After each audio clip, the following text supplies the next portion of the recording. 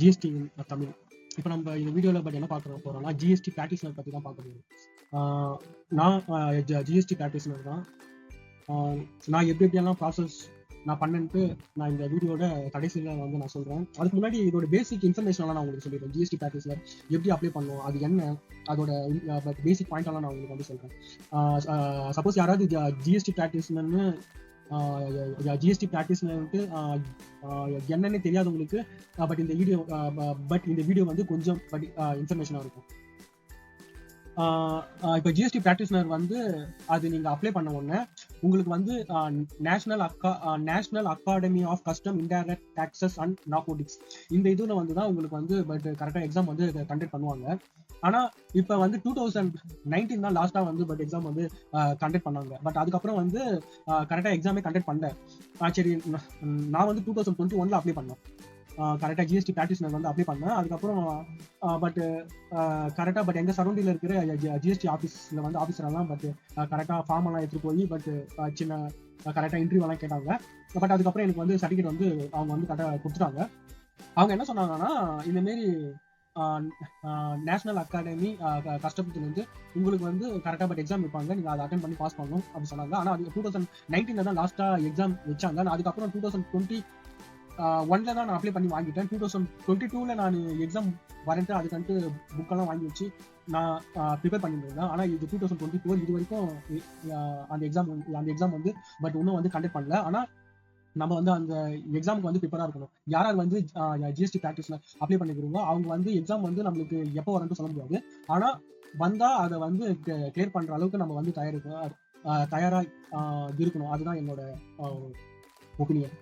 அதுக்கப்புறம் இந்த ஜிஎஸ்டி ப்ராக்டிஸ்னர்ங்க யாருன்னா, அவங்க வந்து சென்ட்ரல் கவர்மெண்ட் ஸ்டேட் கவர்மெண்ட் வந்து அங்கீகரிக்கப்பட்ட ஒரு நபர். அவர் வந்து ஜிஎஸ்டி ஃபைல் பண்ணலாம். அதுக்கப்புறம் இப்போ வந்து ஒரு கரெக்டாக ஜிஎஸ்டி பிஸ்னஸ் பர்சன் வந்து இவர் தான் என்னோட ஜிஎஸ்டி ப்ராக்டிஸ்னர், இவர் தான் என்னோட ஜிஎஸ்டி அக்கௌண்ட்ஸ் எல்லாம் பார்த்துக்க போறாரு, இவர் தான் என்னோட ஜிஎஸ்டி டேக்ஸ் சம்பந்தமான ஃபைலிங் பில்லிங் எல்லாமே இவர் தான் பார்த்துருக்கிறாரு. அவர் வந்து அவர் வந்து கரெக்டாக நியமிச்சா அந்த ஜிஎஸ்டி ப்ராக்டிஸ்னர் வந்து எல்லாமே பார்த்துக்கலாம். அவருக்கு வந்து ஜிஎஸ்டி ஃபைல் பண்ணலாம், ஜிஎஸ்டி ரீஃபண்ட் வாங்கி அப்ளை பண்ணலாம். அதுக்கப்புறம் ஏதாவது நோட்டீஸ் வந்து அந்த நோட்டீஸுக்கு வந்து ரீப்ளை பண்ணலாம்.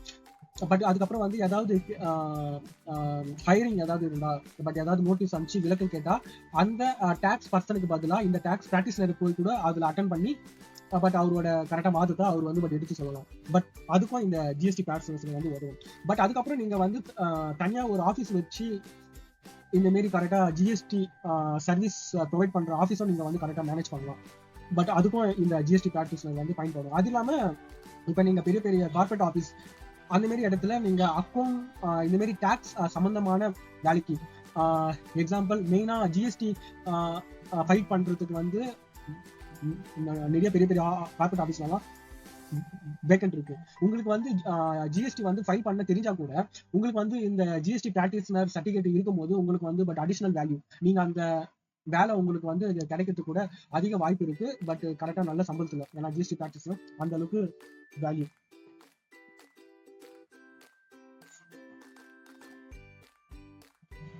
அதான் நான் கரெக்டாக முதல்ல நீங்கள் வந்து சொன்ன மாதிரி நீங்கள் ஜிஎஸ்டி ப்ராக்டிஸ்னர் வந்து கரெக்டாக நம்ம ஜிஎஸ்டி போர்ட்டல்லே வந்து நீங்கள் அப்ளை பண்ணிக்கலாம். நீங்கள் போர்ட்டலில் வந்து இப்போ நம்ம கரெக்டாக புதுசாக ஜிஎஸ்டி நம்ம எப்படி அப்ளை பண்ணணுமோ அதே மாதிரி தான் சேம். ஆனால் கொஞ்சம் லைட்டாக வந்து சேஞ்ச் ஆகும். இப்போ நான் உங்களுக்கு இந்த வீடியோவில் வந்து காமிக்கிறேன். இப்போ நீங்கள் கரெக்டாக சர்வீசஸில் போய் நியூ ரிஜிஸ்ட்ரேஷன் இருக்கும், நீங்கள் அதை கிளிக் பண்ணீங்கன்னா இந்த ஆப்ஷன் வரும். இதில் வந்து நீங்கள் என்ன பண்ணுவீங்கன்னா, நீங்கள் வந்து ஜிஎஸ்டி பட் அதாவது நீங்கள் வந்து ஒரு கம்பெனிக்கு ஜிஎஸ்டி அப்ளை பண்ண போறீங்கன்னா நீங்கள் வந்து இந்த இதில் வந்து செலக்ட் பண்ணுவீங்க டேக்ஸ் பிளேயர்ன்ட்டு. இதே இதுல நீங்க ஜிஎஸ்டி ப்ராக்டிஸ்னரா அப்ளை பண்ண போறீங்கன்னா இந்த ஜிஎஸ்டி ப்ராக்டிஸ்னர் இருக்குல்ல, நீங்க அதை கிளிக் பண்ணிட்டு பட் அதுக்கப்புறம் இருக்கிறது கரெக்டாக நார்மல் இன்ஃபர்மேஷன் தான். இந்த கரெக்டாக இந்த இன்ஃபர்மேஷன் எல்லாம் கொடுத்தாவே நீங்க கரெக்டாக நீங்க வந்து இப்போ ஃபர்ஸ்ட் ப்ராடக்ட்டை வந்து ஃபர்ஸ்ட் ஸ்டெப் வந்து நீங்க வந்து கம்ப்ளீட் பண்ணிடலாம். இதுக்கு உங்களுக்கு என்னென்ன மெயினாக தேவைன்னா, உங்களுக்கு பேன் கார்டு வேணும், வேலிட் பேன் கார்டு. அதுக்கப்புறம் கரெக்டாக மெயில் ஐடி, ஃபோன் நம்பர், அதுக்கப்புறம் நீங்க வந்து காமர்ஸ்ல ஏதாவது ஒரு டிகிரி எடுத்துருக்கணும். அது யூஜியோ பிஜியோ ஏதாவது இருக்கும், ஆனா காமர்ஸ் டிகிரி இருக்கணும். பட் உதாரணத்துக்கு பிபிஏ பிகாம் எம்பிஏ எம்காம் அந்த மாரி காமர்ஸ் கரெக்டா காமர்ஸ் ஆர் ரிலேட்டான டிகிரி இருந்தால் மட்டும்தான் இதை நீங்க அப்ளை பண்ண முடியும். மற்றபடி நீங்க வந்து சயின்ஸ் பேக்ரவுண்டு அதுக்கப்புறம் இன்ஜினியரிங் அவங்கெல்லாம் இதை வந்து அப்ளை பண்ண முடியாது. ஆனா இப்போ வரைக்கும் அந்த மாரி பட் சயின்ஸ் அண்ட் பட் கரெக்டாக இன்ஜினியரிங் அந்த மாரி இதுல இருக்கிறவங்கலாம் இல்ல இப்போதைக்கு அப்ளை பண்ண முடியாது. ஆனா ஃபியூச்சர்ல எப்படி மாறுமோ அது வந்து நம்மளால சொல்ல முடியாது. ஏன்னா இப்போதைக்கு வெறும் காமர்ஸ் டிகிரி பட் இருக்கிறவங்க மட்டும்தான் இதை நீங்க வந்து அப்ளை பண்ண முடியும். சரி, இதை நீங்க கரெக்டா அப்ளை பண்ணிட்ட பிறகு உங்க சுற்று வட்டார பகுதியில கரெக்டா எந்த ஜோனலோ அந்த ஜோனல்ல வந்து உங்களுக்கு வந்து கால் வரும். இந்த மாதிரி நீங்க ஜிஎஸ்டி பிராக்டிஸ்னர் நீங்க வந்து அப்ளை பண்ணிருக்கீங்க, உங்களோட ஒரிஜினல் டாக்குமெண்ட் எல்லாம் கொண்டு வாங்கன்னு சொல்லுவாங்க. அந்த ஒரிஜினல் டாக்குமெண்ட் எல்லாம் நீங்க வந்து கொண்டு போனோம்னா அதெல்லாம் செக் பண்ணிட்டு அந்த ஜிஎஸ்டி ஆஃபீஸர் ஒருத்தர் இருப்பாரு, அவரு உங்ககிட்ட சில கேள்வி எல்லாம் கேட்கலாம். இப்ப நான் போகும்போது எனக்கு வந்து கரெக்டா பேசிக்கான கேள்வி எல்லாம் கேட்டாங்க. முதல்ல வந்து கரெக்டா ஜிஎஸ்டி டாக்குமெண்ட் எல்லாம் காட்ட சொன்னாங்க. சாரி, என்னோட ஸ்கூல் சர்டிஃபிகேட் அதுக்கப்புறம் காலேஜ் சர்டிஃபிகேட் எல்லாம் ஒரிஜினல் எல்லாம் காட்ட சொன்னாங்க. அதுக்கப்புறம் காட்டுங்க. அதுக்கப்புறம் ஜிஎஸ்டி ஆஃபீஸர், அவர் பெரிய ஆஃபீஸர், அவர் பேர் எனக்கு சரியா சொல்ல தெரியல. அந்த ஆஃபீஸர் வந்து என்கிட்ட சில கேள்வி எல்லாம் கேட்டேன், நீங்க எங்க இருந்து வரீங்க, சில பேசிக் இன்ஃபர்மேஷன் கேட்டு அதுக்கப்புறம் ஜிஎஸ்டி ஃபைலிங் பத்தி சில இன்ஃபர்மேஷன் எல்லாம் கேட்டாங்க. ஜிஎஸ்டிஆர் 1 என்ன 2A என்ன 2B என்ன அந்த மாதிரி சில பேசிக்கான ஜிஎஸ்டி இன்ஃபர்மேஷன் எல்லாம் கேட்டாங்க. அவங்க என்ன நினைச்சாங்கன்னா இவங்களுக்கு ஜிஎஸ்டினா பேசிக்கா ஏதாவது தெரியுதான்ட்டு செக் பண்றதுக்கோசம் அந்த கேள்வி எல்லாம் கேட்டாங்க. இது வந்து என்னோட பர்சனல் அனுபவம். மற்றவங்களை ஜிஎஸ்டி ஆஃபீஸ் எல்லாம் எப்படி கேள்வி கேட்பாங்கன்னு எனக்கு தெரியாது.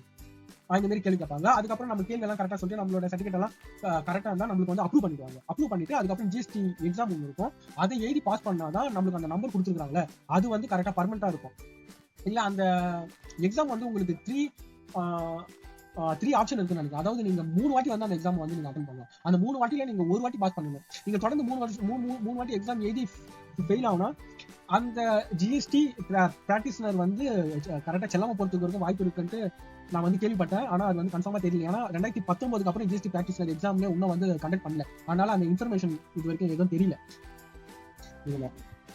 இப்ப ஜிஎஸ்டி பிராக்டிஸ்னர் எல்லாம் யார் அப்ளை பண்றோம்னா, முதல் வந்து அவங்க வந்து கரெக்டா இந்தியன் சிட்டிசனா இருக்கணும்.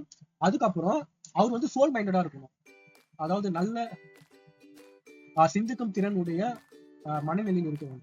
அதுக்கப்புறம் வந்து அவருக்கு வந்து போலீஸ் கேஸ் எதுவும் இருக்கக்கூடாது. உதாரணமா அவர் வந்து 2 வருஷத்துக்கு மேல ஏதாவது கோர்ட்டு மூலியமா ஏதாவது சிறை தண்டனை அவர் மேல இருந்ததுன்னா அவர் வந்து ஜிஎஸ்டி வந்து அப்ளை பண்ண முடியாது. அதுக்கப்புறம் நான் முன்கூட்டியே சொன்ன மாதிரி காமர்ஸ் பேக்ரவுண்ட் டிகிரி இருக்கிறவங்க மட்டும் தான் அப்ளை பண்ண முடியும். மற்றபடி சயின்ஸ் பேக்ரவுண்ட் அப்புறம் pure science, pure biology, pure maths அவங்களாம் இதுல வந்து அப்ளை பண்ண முடியாது.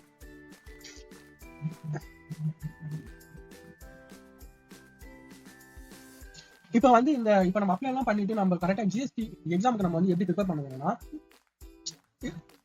இப்ப நீங்க இந்த ஜிஎஸ்டி பிராக்டிஸ்னருக்கு தனியா கரெக்டா புக் எல்லாம் இருக்கு. இப்ப நீங்க இந்த மாதிரி அமேசான்ல போனா நீங்க கரெக்டா ஜிஎஸ்டி பிராக்டிஸ்னர் புக் ப்ரிப்பரேஷன் புக்னு நீங்க வந்து டைப் பண்ணி பட் அடிச்சீங்கன்னா உங்களுக்கு ஏகப்பட்ட புக் வரும். நான் வந்து எந்த புக்ல டாக்ஸ் பிராக்டிஸ்னர் அந்த எக்ஸாமுக்கு வந்து படிச்சாருன்னா டாக்ஸ்மேன் ஜிஎஸ்டி பிராக்டிஸ்னர் கொஸ்டின் பேங்க் அந்த புக்கை நான் 2021 வாங்கினேன். அப்ப அந்த புக்கோட விலை வந்து 1500 ரூபாய். அந்த புக்கை வாங்கினா நான் வந்து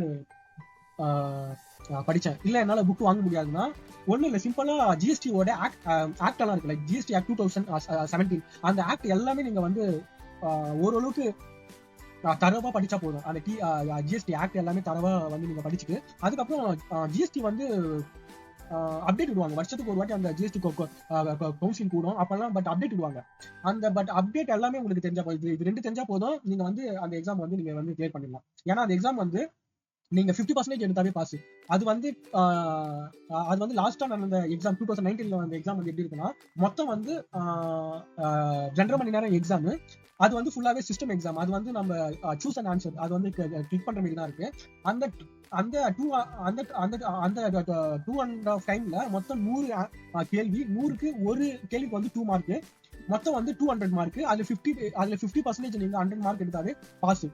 அந்த மாதிரி தான் இருந்தது. அதுக்கப்புறம் வந்து எக்ஸாம் எதுவும் கண்டக்ட் பண்ணல. அதுக்கப்புறம் எப்படி எக்ஸாம் இருக்குன்னு தெரியல. அதனால நீங்க இந்த ஜிஎஸ்டி ஆக்ட் ஃபுல்லா ஓரளவுக்கு நீங்க யூடியூப், கூகுள் இல்லைன்னா நீங்க சாட் ஜிபிடி பயன்படுத்தி கூட அதை நீங்க வந்து ப்ரிப்பேர் பண்ணிக்கலாம். ப்ரிப்பேர் பண்ணவே ஓரளவுக்கு உங்களுக்கு ஐடியா வந்து கிடைச்சிடும்.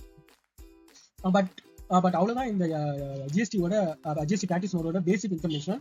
இதுல ஏதாவது உங்களுக்கு டவுட் ஏதாவது இருந்ததுன்னா நீங்க வந்து கமெண்ட் செக்ஷன்ல நீங்க வந்து கமெண்ட் பண்ணுங்க. நான் உங்களுக்கு வந்து வேற ஏதாவது இன்ஃபர்மேஷன் இருந்தா நான் வந்து சொல்றேன். தேங்க்யூ, தேங்க்ஸ் ஃபார் வாட்சிங்.